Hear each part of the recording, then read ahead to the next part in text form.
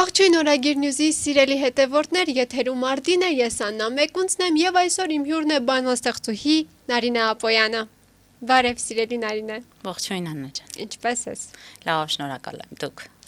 Շատ լավ եւ շնորհակալ եմ, որ այսօր ինձ հյուր ես եկել։ Ես էլ շնորհակալ եմ հրավերի համար։ Այսօր խոսելու ենք հասուն գրականության մասին, Նարինե։ Քո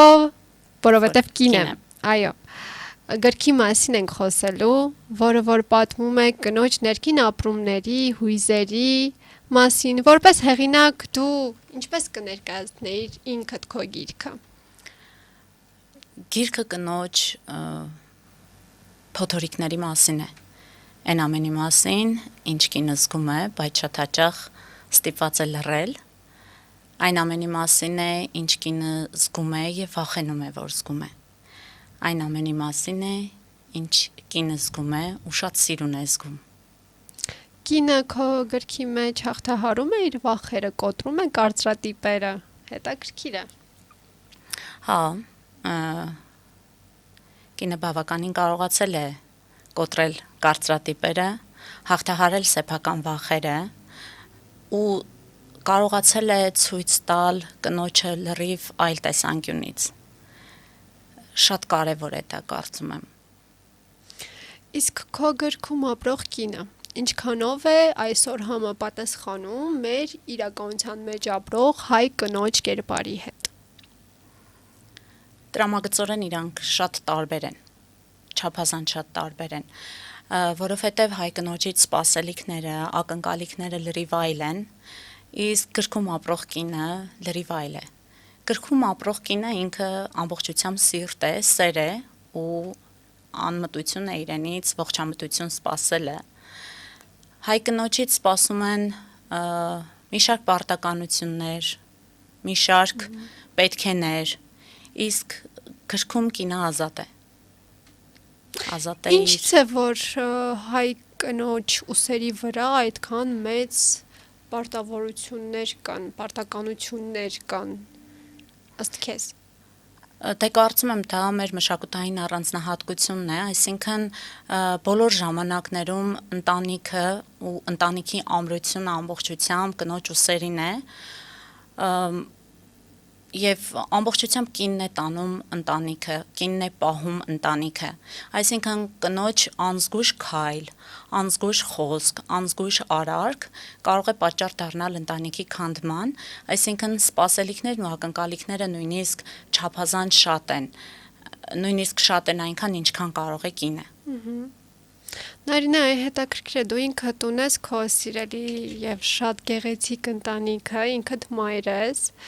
բայց քո գրքի մեջ կինը շատ գրականորեն ասած սանձարձակ եւ շատ կանացի է։ Ինչը քեզ ոգեշնչեց գրել այս գիրքը։ Հա, ես ամուսնացած կին եմ, ունեմ 5 երեխաներ, 5 երեխաների մամա եմ, բայց բացի այն հանգամանքը, որ ես ունեմ որոշակի դերեր հասարակության մեջ, առաջին հերթին ես կին եմ։ Եվ պետք չէ կնոջը կորցնել այլ դերերի մեջ։ Շատ կարևոր է, որ քո ներսի բոլոր կանայք իրար հետ հաշտ լինեն, այսինքն մայր Նարինեն, կին Նարինեն, աշխատակից Նարինեն, գրող Նարինեն, չպիտի տարանջատվեն իրարից։ Ու շատ կարևոր է, որ դու քո ներսի կնոջ հետ, քո ներսի թևերի հետ հաշտ լինես, ճանաչես իրանց դեմքով ու իրանց հետ հաշտ լինես։ Բազմազան alter ego-ներ ունես, Նարինե, վտանգավոր կին ես։ Մի բանաստեղծություն ունեմ, որը վերջանում է այսպես, ու հիմա ես կին եմ, ով վախենում է ինքն իրենից։ Ոչ թե բազմազան են էգոները, այլ զուտ չեմ տարանջատում կնոջը մայր Նարինեից, հարս Նարինեից, ինչ որ մեկի կինը լինելու Նարինեից, այսինքն շատ կարևոր է, որ դու հասկանաս, որ դու կին ես, ու դու վերցրել ես քո վրա այդ դերերը, բայց որևէ կերպ այդ դերերը չպիտի ճնշեն քո ներսի կնոջը։ Կնոջը ով կարող է լինել սանձարձակ գրականության մեջ, Կնոջով կարող է լինել համարձակ իրական կյանքում, կնոջով կարող է թույլ տալ իրեն երազել, նույնիսկ այն հանգամանքին, որ ինքը ամուսնացած կին է, ու գնել երազանքների հետևից։ Փաստորեն գիրքը գրվել է, որպեսզի դու չմոռանաս, որ դու կին ես։ Կապում են գիրքը քո հետ։ Կան այդպիսի հարցեր դու քո մասին ես գրել, թե դու գրել ես ընդհանուր կողքինի մասին, որտեղ ես գիտեմ, որ կա այսպիսի կարծրատիպ, միշտ ասում են գրողը գրում է իր մասին, բայց ոչ ոք չգիտի, որ գրողը ընդհանրապես իր մասին չի գրում։ Համաձայն եմ քեզ հետ, հարցադրումների գերակշռող մասը, որ ես գրում եմ իմ մասին կամ ում մասին է գրում Նարինեն։ Այո։ Եթե դու ամուսնացած ես, ոնց կարող ես գրել սիրո ու կրքի մասին, այսինքն այստեղ նաև եւս մեկ կարծրատիպ, որ կինը եթե կողակից ունի, ինքը այլևս չպիտի զգա կամ չպիտի սիրի, ցանկություններ չպիտի ունենա։ Այսինքն հարցերը թե ում մասին է գրում Նարինեն ավելի շատ է, քան թե ինչի մասին է գրում, ինչ կա խորքում, ասելիքը որն է։ Կարծում եմ ցանկացած գրող իր գործերում իրեն դնում է գործերի մեջ, բայց գործերը իր մասին չեն։ Համաձայն եմ, լավ։ Ընդհանուր են, դու կարող ես օրինակ 10 վեպ գրել ու ունենալ հարյուրավոր հերոսներ, ու միշտ չէ, որ այդ հերոսները կարող են ասոցացվել քեզ հետ, այսինքն դու կարող ես զգալ դիմացինին, զգալ նույնիսկ այն, ինչ մարդը չի կարող զգալ, ու դարձնել դա հերոսի հատկանիշ։ Նարինե, ինձ հետաքրքիր է քննադատությունների շարքը, որովհետև այս տեսակ գրքերը մենք գիտենք, որ Հայաստանում այդքան էլ տարածված չէ մեր հայ գրողների մեջ այս ոճը։ Ինչպիսի տպավորություններ, ինչպիսի արձագանքներ է ստացել, ինչպիսի քննադատություններ են եղել, արդյոք դու ծանր ես տարել այդ քննադատությունները։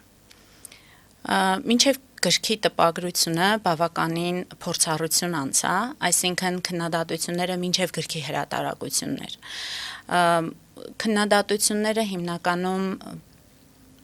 ազգականների, բարեկամների, ընկերների, ինձ ծանոթ մարդկանց կողմից էր։ Նույնիսկ հիշում եմ,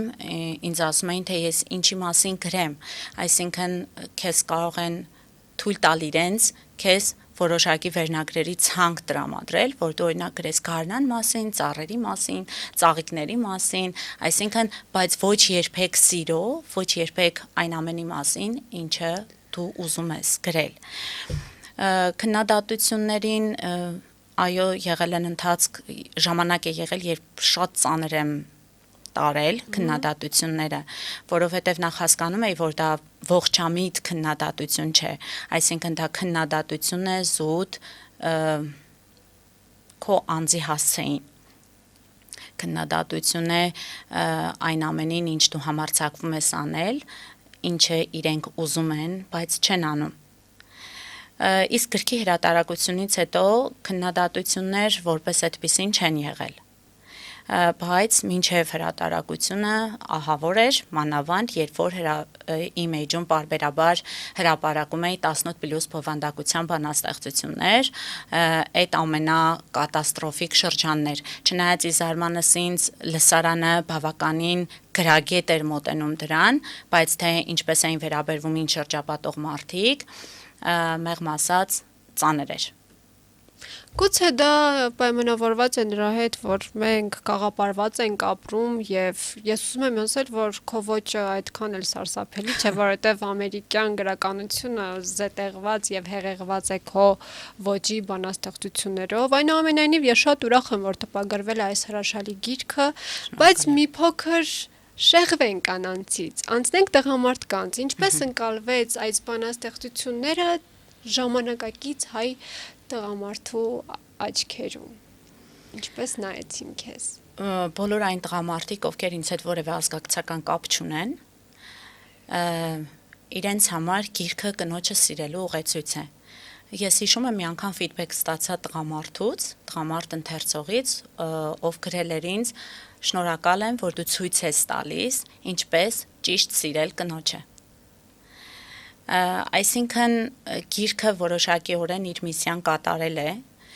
թվում է թե վերնագրից ելնելով ինքը նախատեսված է կանանց համար, ավելի շատ կանայք կարող են կարդալ, բայց իրականում ինքը կին-տղամարդ հարաբերությունների մասին է։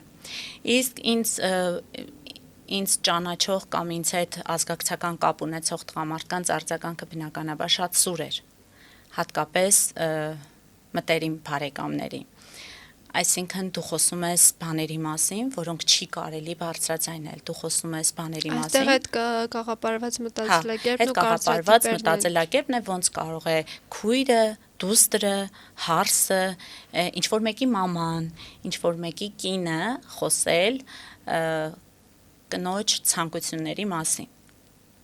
Հա, բայց չէ՞ որ սա գրականություն է եւ արվեստ, ես զարմանում եմ։ Ընդհանրապես մեր մտերիմները պետք է մեզ ոգեշնչեն եւ թևեր տան եւ ոչ թե լինի հակառակը։ Այդպես եմ կարծում ես։ Քո դեպքում իսկ դու ինչպես ընկալեցիր, արդյոք շատ ընկճվեցիր, արդյոք քեզ համար բարդ էր։ Մի դեպք է եղել, որ ինձ չափազանց ընկճել է, դա երբ որ եղել է հրահանգ ամուսնուս, որ սաստի ինձ ու ես թողնեմ գրելը, կամ գրեմ ավելի բարոյական բաների մասին։ Միակ դեպքն է եղել, մնացած բոլոր պարագաներում իմ արձագանքը շատ հստակ է։ Բոլոր այն մարդիկ, ովքեր կապ չունեն գրականության հետ ու կյանքում գիրք չեն բացել, ես կարծում եմ որևէ բարոյական իրավունք չունեն քննադատելու այն, ինչ ես գրում եմ։ Եվ բոլոր այն մարդիկ, ովքեր կապ ունեն գրականության հետ եւ կարող են արժեքավոր խորհուրդներ տալ, բնականաբար ես բաց եմ լսելու այդ խորհուրդները։ Մնացած բոլոր քննադատություններին, որը արժանի է հակադարձման հակադարձել եմ, որը արժանի է պատասխանի պատասխանել եմ, որն էլ չէ, լռել եմ ու շարժվել եմ առաջ։ Քեզ որ խնդրեմ այսքան քննարկումներից հետո, որոնք որ եւ սուր էին եւ քաղցր էին, կընթերցես մի փոքր հատված քո բանաստեղծություններից, որպեսզի մեր հետևորդները եւս ծանոթանան քո գրականությանը։ Սիրով։ Իսկ մեր հետևորդները հուսամ կոմենտ կթողեն, կասեն հավանել են թե չեն հավանել։ Հիմա մի րոպե։ Ես ուզում եմ սա կարդալ։ Մի քիչ Աստված եղիր։ Տար ինձ քո աշխարհ ու ինձ նորովից ստեղծիր քո կողոսկրից։ Ստեղծիր մարմինս հողից ու մեջքս հողին տուր։ Ու հանգստացիր 7-րդ օրը։ Մի քիչ Աստված եղիր։ Գտիր ներսիս Լիլիթին ու Եվային Ադամից օծն ուղարկիր։ Խնձորենի իմ ներսում տնկիր ու առատ բերք տուր։ Ու հանգստացիր 7-րդ օրը։ Մի քիչ Աստված եղիր։ Սուրբ հոգիս դարձիր ու մի հավատա ինձ։ Մարգարեացիր, գրիր իմ մեջ Աստվածաշունչը դու կործանիր երկիրս։ Եդեմն ինչ է ես դժոխքդ եմ ուզում տեսնել, ինձ կրակիդ տուր ու հանգստացիր 7-րդ օրը։ Մի քիչ Աստված եղիր, խղճա ինձ ու անաստված վարվիր հետս։ Ինձ խաչի թանիր ու լվա ձեռքերդ, 3-րդ օրն ինչ է ես ամեն օր մեռնեմ զորությանդ դու հարություն տուր ինձ ու մի հանգստացիր։ Շատ գեղեցիկ է, ես այստեղ ոչ մի քննադատելու արտահայտություն եւ տող նույնիսկ չգտա ու ես իրականում գիրքը ինձ հետաքրքրեց այն բանով, որ ինքը ի սկզբանե սուր քննադատությունների առաջ էր կանգնած, քանի որ ես ինքը ստեղծագործող եմ եւ մենք ունենք մեր շրջապատը, դու գիտես, ընթացքում այնպիսի տպավորություն էր, որ Նարինե Ապոյանի գրականությունը հավասար է մեղքի, հուսամ չես նեղանա։ Իհարկե ոչ։ Բայց ախր այս գիրքը ընթերցելուց հետո հասկանում ես, որ անիմաստ քննադատությունների շարք էր եղել եւ ես նորից ուզում եմ կրկնվել, ես շատ ուրախ եմ, որ այս գիրքը լույս է տեսել, ես ուզում եմ, որպեսզի մեր հետևորդները սկսեն գիրք կարդալ, սիրեն գիրքը, ճանաչեն ժամանակակից մեր քեզ պես տաղանդավոր բանաստեղծուհիների եւ ինչու ոչ պոետների, գրողների, ճանաչեք ժամանակակից գրականությունը եւ սիրեք սիրելի հետևորդներ, որովհետեւ գիրքը ամեն ինչն է, գիրքն է ամեն ինչի սկիզբը։ Նարինե ջան, ինչ խորհուրդ կտաս այն նոր սկսնակ ստեղծագործներին, ովքեր որ ուզում են ունենալ քո ոճը, ուզում են հասնել քեզ, նմանվել քեզ, բայց դեռևս ռիսկ եւ համարձակություն չունեն։ Ես կարծում եմ ամենաառաջին բանը, որ մարդը պիտի կարողանա, դա համարձակվելն է։ հարմարավետության գոտուց դուրս գալը, այնտեղ որտեղ դու չգիտես ինչ է քեզ սպասվում։ Քանի դեռ դու գիտես քո քայլերի հաջորդականությունը, դու ոչինչ չես հաջողի։ Հետևաբար շատ կարևոր է համարձակվելը։ Եվ կարող ենք հասկանալ, որ ինքդ համարձակ ես, որտեվ այսօր ունես շատ գեղեցիկ գրականություն։ Նոր գրքեր սպասվում են մեզ։ Հա, իհարկե, ուղղակի ես ընթացքում ավելի շատ կենտրոնացած էի համալսարանն ավարտելու վրա։ Իմիջիայլոց շնորհավոր։ Շնորհակալ եմ շատ։ Բնականաբար այս գրքով չենք սահմանափակվի, կլինեն նոր գրքեր, նաև ապագայում պլաններ ունեմ վեբ գրելու։ Դժվար է պոեզիայից հետո անցնել արձակ գրականությանը, բայց ապագայում կան նման պլաններ, գրքեր միանշանակ լինելու են։ Իրականում միշտ ասում են, որ պոետները չեն կարողանում գեղեցիկ վեպեր գրել։ Ես ուզում եմ դու եւս մեկ անգամ կոտրես եւս մեկ կարծրատիպ եւ հույս ունեմ, որ մյուս անգամ, երբ որ ես քեզ հրավիրեմ իմ տաղավար, մենք խոսել ենք քո վեպի մասին։ Հաջողություն եմ քեզ մաղթում։ Շնորհակալ եմ շատ։ Շնորհակալ եմ, որ այսօր եկար, խոսեցինք կնոջ մասին, կանանցով եւ հաջողություններ քեզ քո գրական աշխարհում։ Ես էլ անչափ շնորհակալ եմ հրավերի համար, շնորհակալ եմ, որ մենք կանանցով խոսեցինք կանանց եւ ոչ միայն կանանց մասին։ Ուրախ էի շատ, որ այստեղ եմ։